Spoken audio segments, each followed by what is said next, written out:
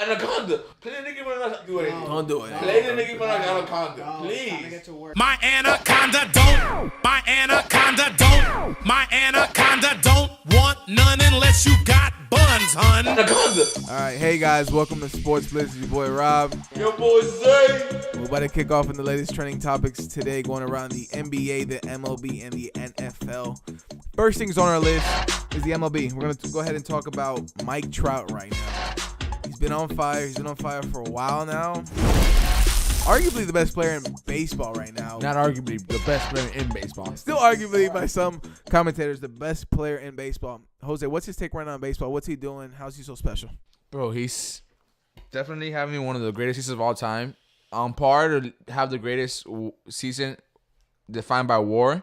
He's on pace to destroy Babe Ruth's record, which is pretty impressive, bro. Like, the guy is amazing. The guy is an absolute stud. And if you look at him play, it feels like he's not even trying out there. Like, he's just a natural. It's crazy. Ken Griffey 2.0, in my opinion. What more can you say about Ken Griffey Jr.? Think about this. No scandals, no controversy, no steroids. A real hero that we can be proud of. So, yeah, Mike Trout has a 6.6 WAR with a 274 at-bats, 62 runs, 89 hits, 325 batting average. The guy's just doing it all right now. He's a two-time MVP player, award winner already.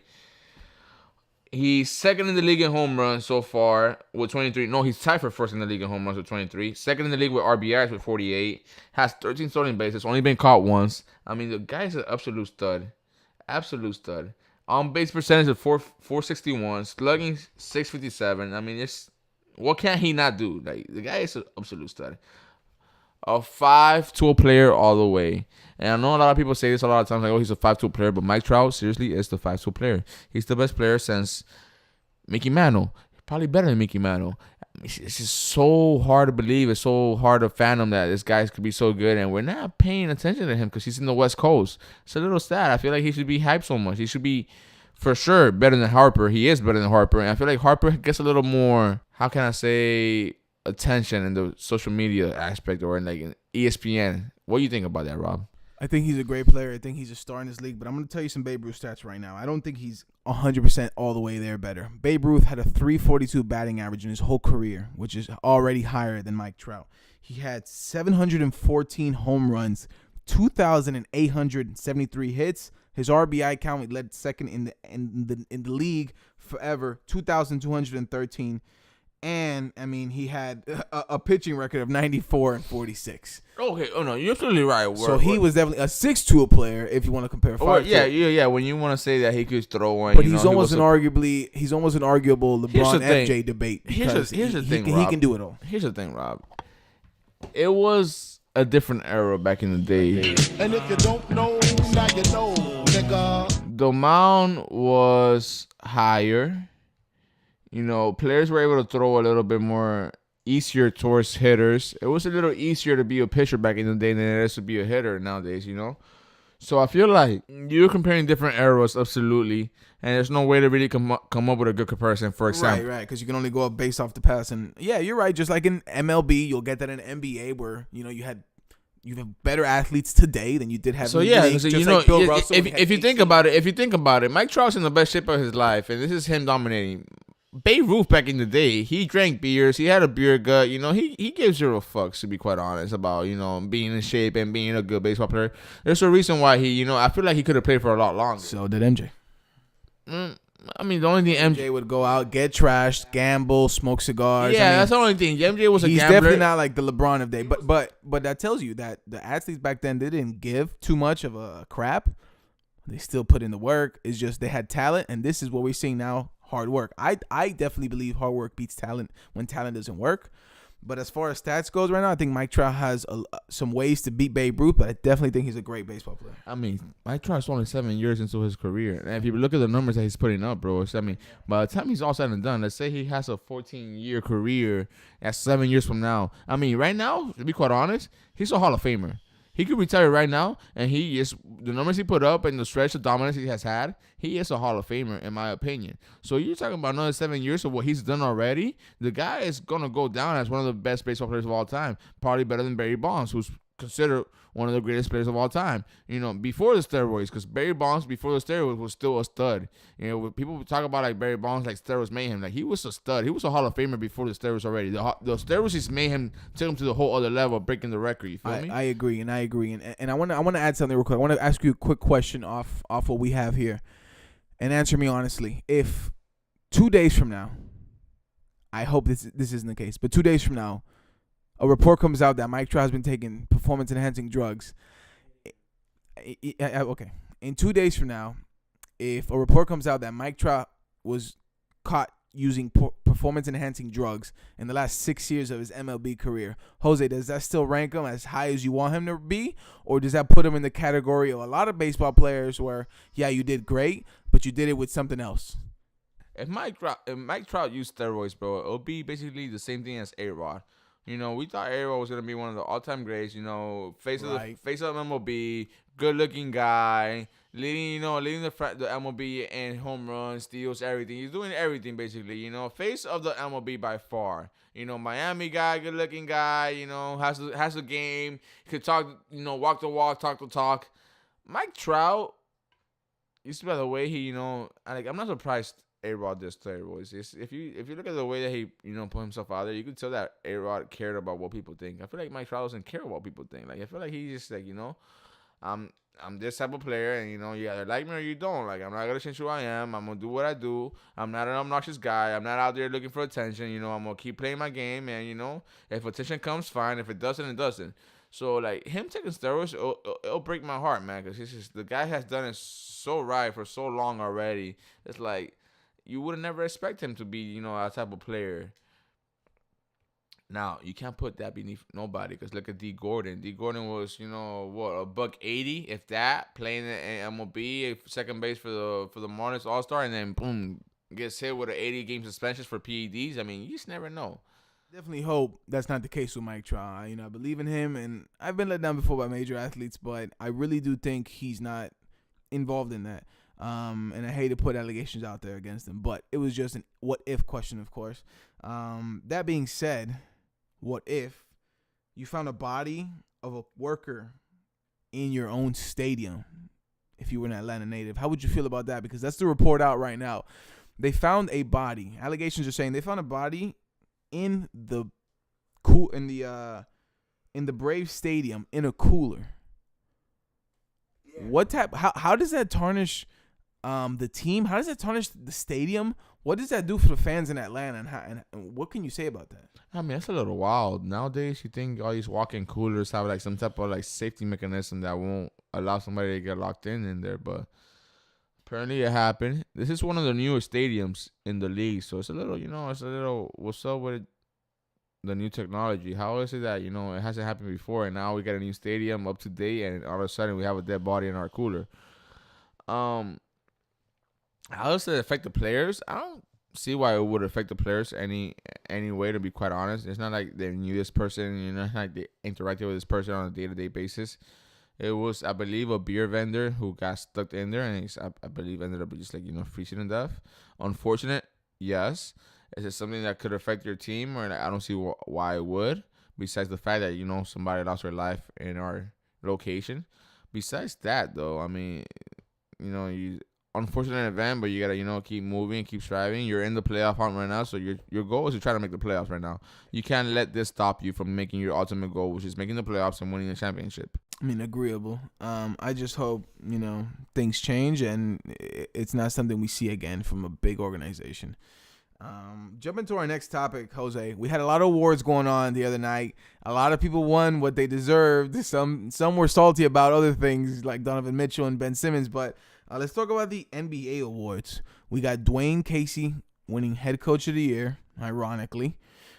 James Harden winning MVP, the beard.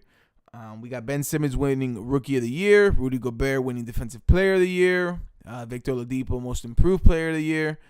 Do you feel like anybody got snubbed, robbed? How do you feel about the way it went down, and what's your take on it? Well, I know for a fact you think LeBron got semi-robbed. I know you agree that Harden had some argument in the MVP vote. And when you look at the numbers, I could see how you could say LeBron got robbed. But at the end of the day, LeBron played 10 more games. He shot a better field goal percentage. But Harden had a higher usage rate. Harden had a better team record than LeBron's team. Harden led his team in scoring. I mean, LeBron did as well. But I just feel like with what Harden did in the West, leading the league in wins, especially in the West, it's more impressive than what LeBron did. So I know a lot of people are crying about LeBron being snubbed, but it's just if you look at the matter, like if LeBron played in the West, will Cleveland be a playoff team? I don't think so. I don't think they make it past Timberwolves or Denver Nuggets to make it to the playoffs. I think they lose. To be quite honest, you saw their team perform in the playoffs. It was very suspect. The only reason they made it so far is because of LeBron. Without LeBron, that team is nowhere. So, that being said, I don't necessarily think anybody got snubbed. Who won Sixth Man of the Year, by the way? Lou Williams. Six man like Lou Williams. I mean, yeah, I think he deserved that too. So, I was going to say the one argument I could agree on is like maybe Lou Williams not winning the Sixth Man of the Year. But even that, I agree that he should have won it. So, I mean, I got no qualms about anybody winning the awards that they won. Maybe Ben Simmons, because I don't consider him a rookie, having a year with the organization and learning. Okay, tell me why you don't consider him a rookie. Like I said, he had a whole year to learn the system. He had a whole year to practice with his team. It's like, yes, he was hurt, but he wasn't hurt for the whole year. Towards the end of the year, he was healthy, and he was able to practice with the team and able to learn. So it's not like he was a Donovan Mitchell coming into a brand new league, not knowing what to do. You know, he knew what had to be done. He knew how to get it there. He knew what work had to be done to become a professional and be able to play 82 games a year at a high level. So let me ask you, why did Ben Simmons not play last year? He was hurt. Okay, so if you're hurt, how are you giving it 100% in okay, practice? Here's my thing, Robert. Playing with your teammates and getting things going. Right, when you play with your teammates, you don't play a real, so Rob, real he wasn't hurt effort. for the whole year. He wasn't hurt for the whole year. Okay. They decided to set him for the whole year. Okay. He got hurt during summer league. And it wasn't an injury that's going to take you out the whole year. It was an injury that keep him out maybe 8 months at most. So you're saying 8 months later, you can still come back and play maybe the last 2 months of the season. The last 2 months? Okay, but he didn't do that, did he? They sat him out. Okay, precautions. You're absolutely right. It's your franchise player, so you don't want to take no risks with him. 100%. But if you think about it, he should have played. They sat him out. He should have not been qualified. He shouldn't qualify to be a rookie because he should have played them games towards the end of the season. The guy is not a rookie. It's just that simple. I get it. Blake Griffin, the same thing. When Blake Griffin got hurt and he came back the next year, he was considered a rookie. He wasn't a rookie, though. The guy had a whole training camp to play, multiple training camps to play with the team. He had multiple summer leagues, the same way as Ben Simmons. Like, these kids are not rookies. They've been there, done that. You know, they have a better feel for the league than, let's say, a regular rookie does who has never been there before, doesn't know the routine, doesn't know what it is. You know, in college, you don't play as many games. Yeah, I mean, it's just whatever. You know, I'm not gonna sound too salty about it, but at the end of the day, I don't think Ben Simmons was really technically a rookie. I see where you're coming from, but I gotta say this: Ben Simmons never got on the court and played with the other competitive players for a win. He played in practice with his own teammates with a one coaching system behind it. When you go against other teams, you go against other teams' coaching mechanisms, coaching's defensive, coaching styles. You don't get that from playing practice. You get that from playing in-game basketball. And All tell you this about Ben Simmons. He didn't play last season, and he played this season against these own guys. Didn't average more points, but was a more all-around player. If I'm not mistaken, he was the number 3 seed in the East, right? Number 3 seed in the East. Correct. Okay. Do we both agree that the West is 10 times stronger than the East when it comes to 200%? Okay. Donovan Mitchell was the number 4 seed in the West, if I'm not mistaken. The only thing that's a little more impressive, and he was the leading scorer for that team. He was the heart and soul for that team. I know Rudy Gobert won the Defensive Player of the Year, but when it comes to scoring and putting the ball in the basket, the one man that went to on a consistent basis was Donovan Mitchell.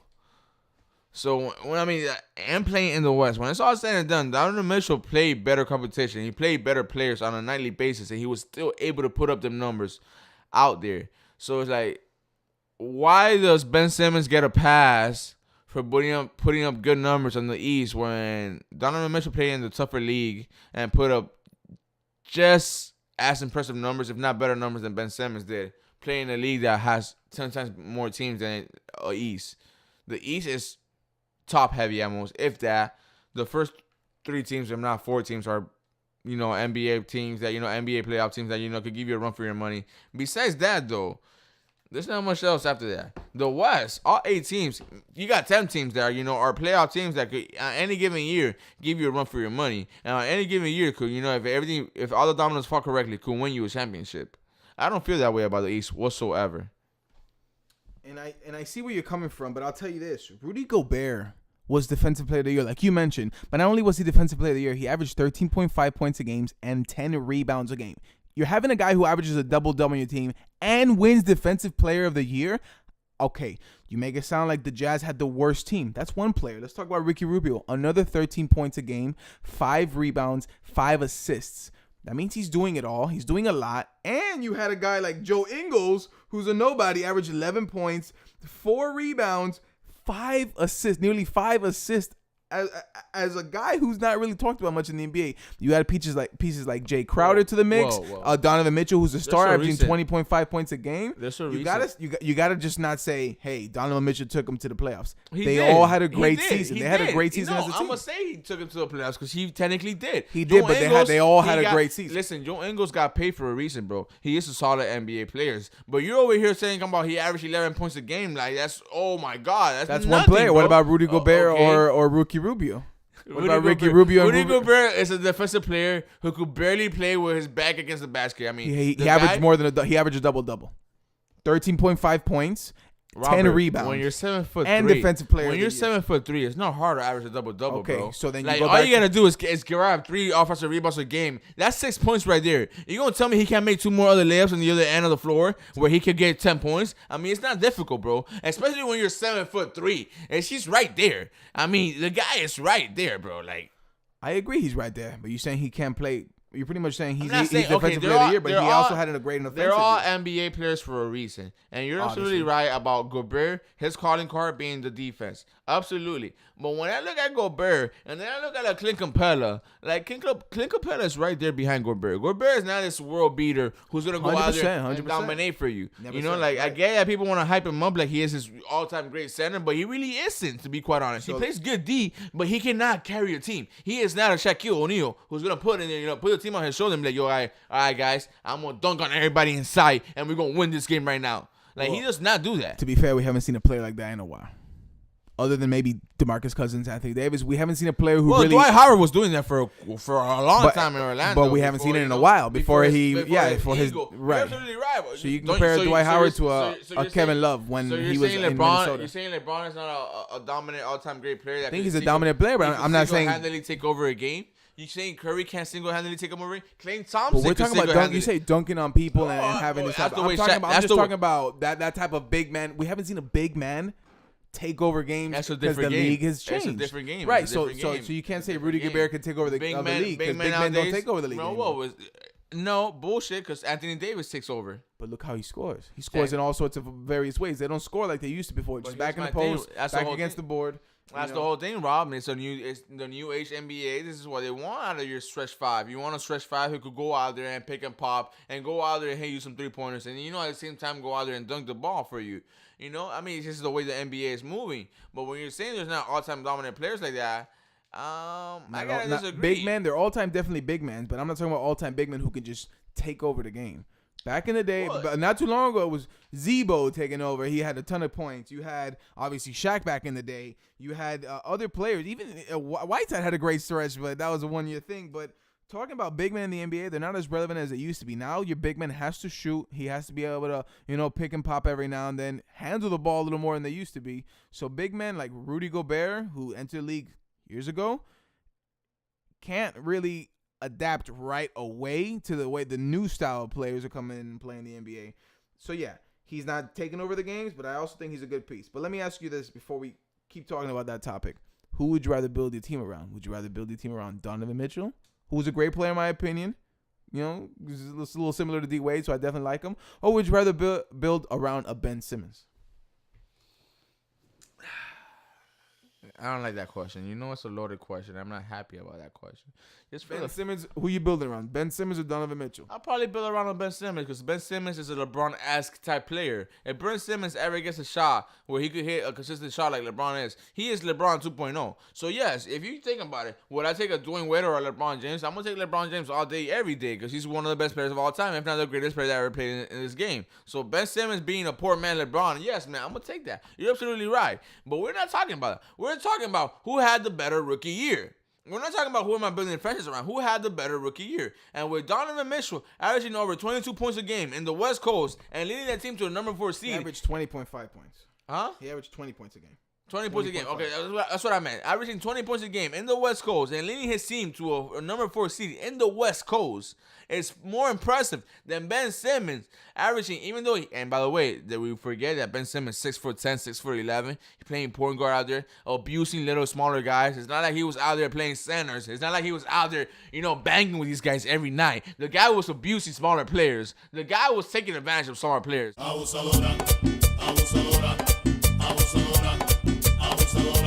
Well, that's what you do when you have mismatches. You don't just say, well, if Absolutely. I score this point, Absolutely, oh my God, Robert. it's not going to go on my stat sheet. I You're scored on a absolutely smaller right. person. But it's the same thing as like the Russell Westbrook effect. When Russell Westbrook wants a triple-double, they get the fuck out of his way in order for him to be able to get that rebound. I mean, I'll be quite honest. So, yeah, when you think about it that way, they see Ben Simmons like, oh, he's so much bigger than that guy. Let me just get out of my way because he's going to get the rebound over that guy. I mean, I don't want to hear people say, oh, he averaged more rebounds, he averaged more assists. Like, no. His role on that team was to play point guard and to play defense and distribute the ball. Because, to be quite honest, he's not the go-to scorer on that team. The go-to scorer is Joel Embiid. And the number 2 scorer on that team was J.J. Redick. He was even the number 3 scorer on that team. So, Donovan Mitchell was the number 1, number 2, and number 3 scorer for the Utah Jazz. 2 different positions.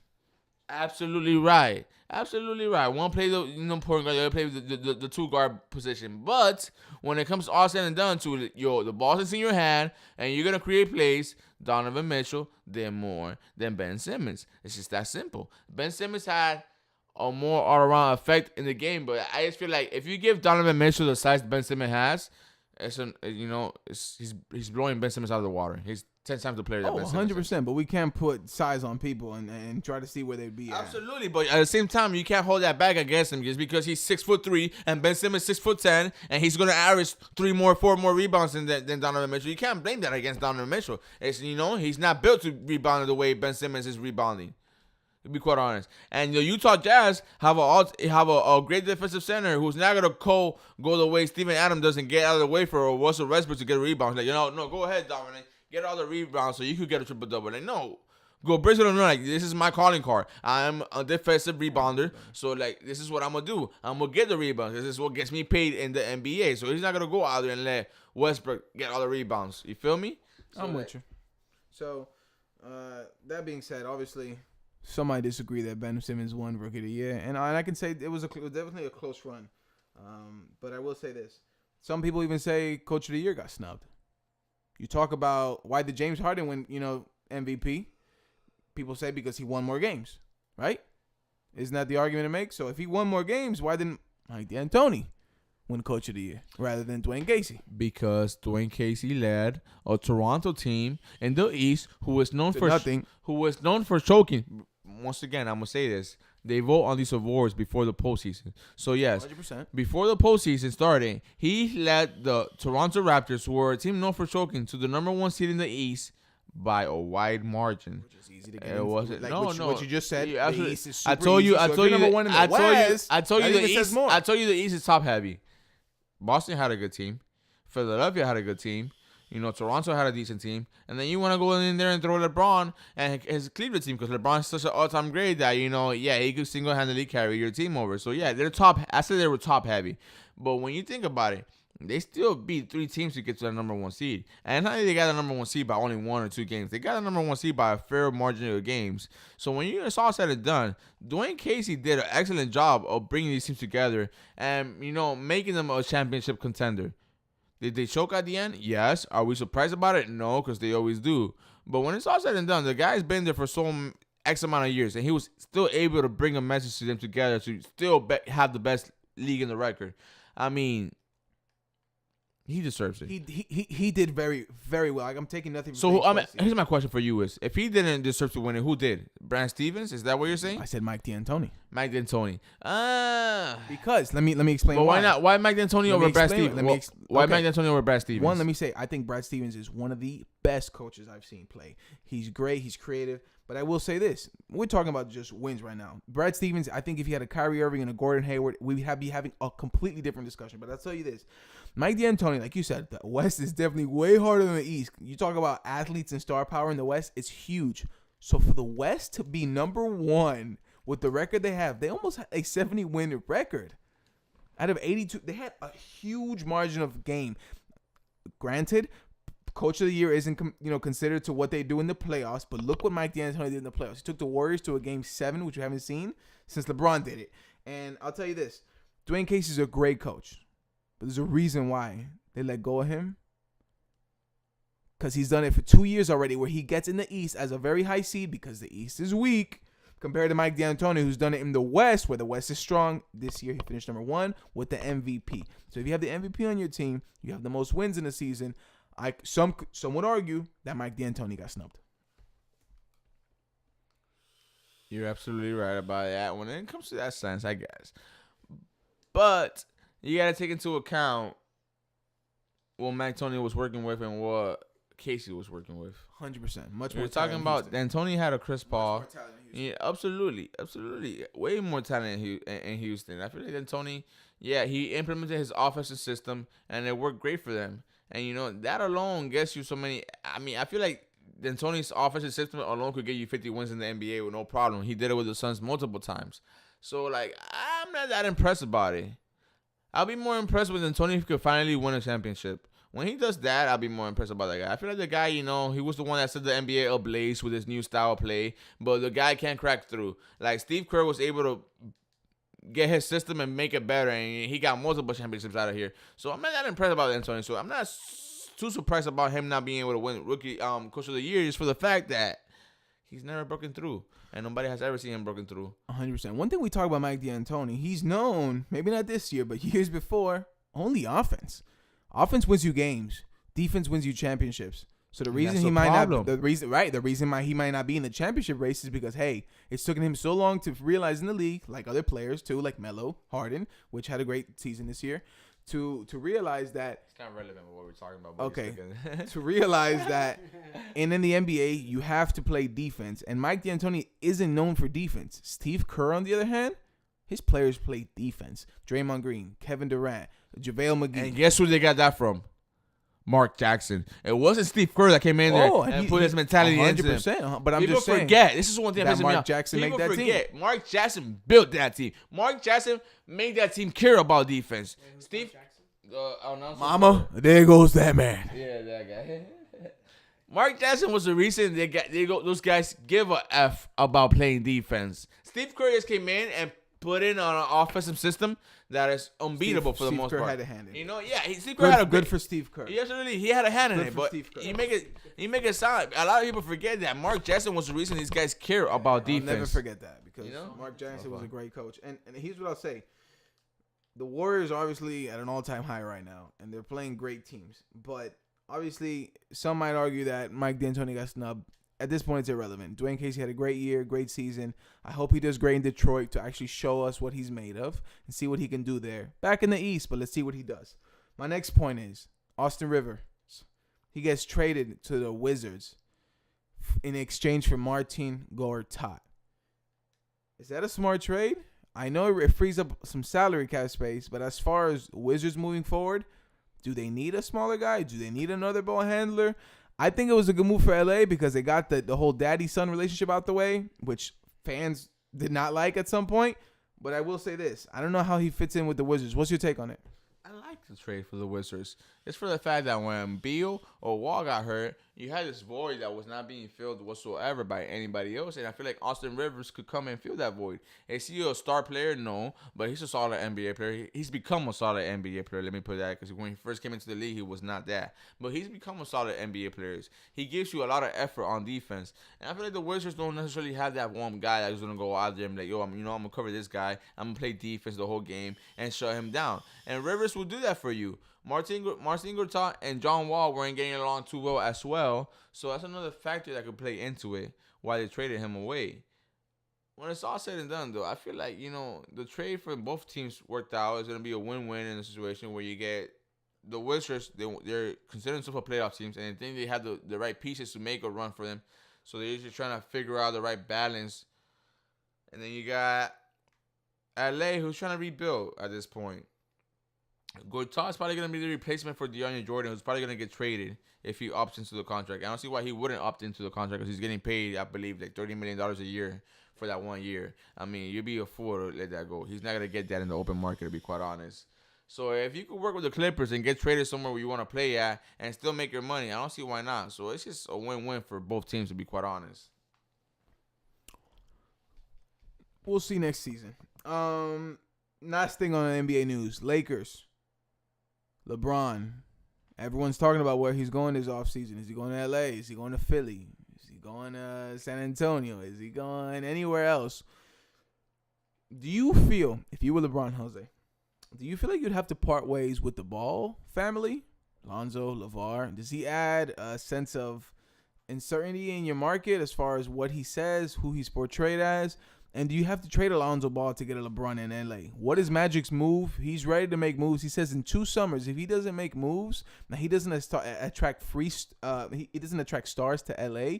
He's willing to step down. He says no one needs to fire him. If in 2 summers he doesn't attract stars, he will step down himself. What's your take on it?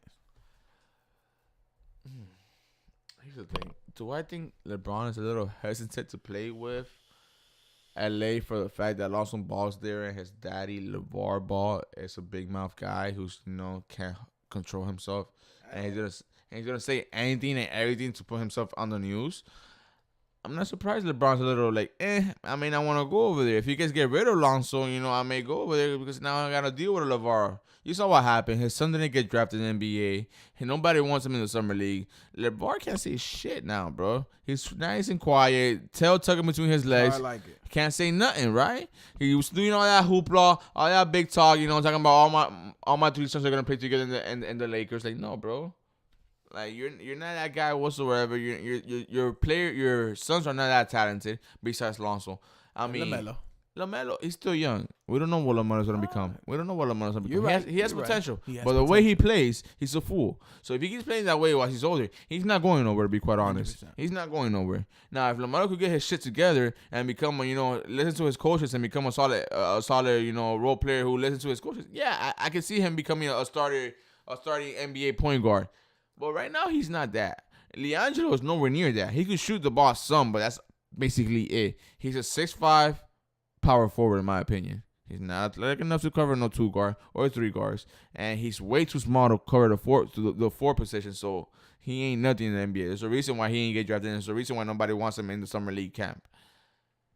So if I'm LeBron, and I'm hearing this guy talk all this bull, talking about, oh, my sons are going to do this, my sons are going to do that. I mean, it's just a matter of time before he comes in here and starts coming after my name. I don't want that. I built my legacy. I don't need nobody coming over here and talking bull about me after I built my legacy. Like, I done me. Who are you, homie? Who are you? Fuck all you hoes. I'm with you. I hope LeBron makes a decision on where he goes carefully. And I will say this. LeBron is one of the best players to keep noise out. He keeps a real good tempo. Unless it's against Draymond Green, Kawhi Leonard, and some other players. But for the most part, I hope he makes a good decision and the fans get what they want. Hopping into our next subject, talking about NFL before the season starts. Jose, we talked about the Atlanta Braves having a body in their stadium, in the cooler. Found another body in cornerback Janoris Jenkins' basement. 25-year-old Roosevelt Rave has been said to be found in someone else's basement by supposedly a worker that was working at Jenkins' property. Now, this is a huge claim right here. Police are investigating exactly what's going on right now. They have the major crimes unit on it because someone found in someone else's basement is obviously a huge thing. We haven't heard word at all from Jenkins' staff, but fans are starting to worry. What's going on in the NFL? Is it, we have Aaron Hernandez last year getting indicted. Where are these players coming from? Do you accuse him of anything? And what's your take on it? Well, he's been in Florida this whole time, so I don't think he has anything to do with it.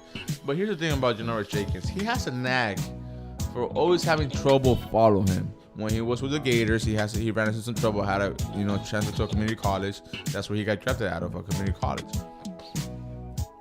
He's been in the league a few years. He's ran into a couple of trouble, a few things in the league as well.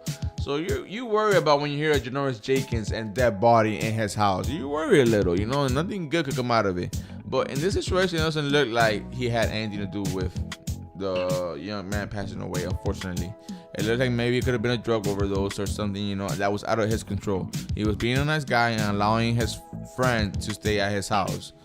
What his friends does at his house is out of his control at that point, So it's like, I don't think Janoris has anything to do with this one, which is good because it could have been a big thing if, he's one of the top players in the cornerback position and one of the highest paid players on the Giants. So it could be a big blow for them if he ends up getting suspended for whatever part of this situation he's in. Right, and I hope he has nothing to do with it. I really feel like he doesn't. He was in Florida while it happened, and this guy's said to be a supposed friend to Janoris Jenkins. So I'm really hoping that's not the case. I don't think it will swing that way. But at the end of the day, I've been shocked before, so I have to be open to everything I hear at this point. That being the case, I can't wait to see what happens in this investigation and what the NFL has to bring for us as soon as the season starts.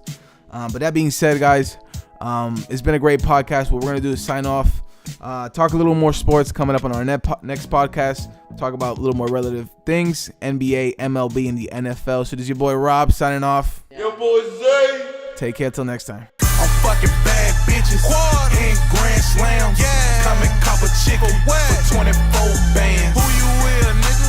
I'm Ken Griffey Jr. Ho.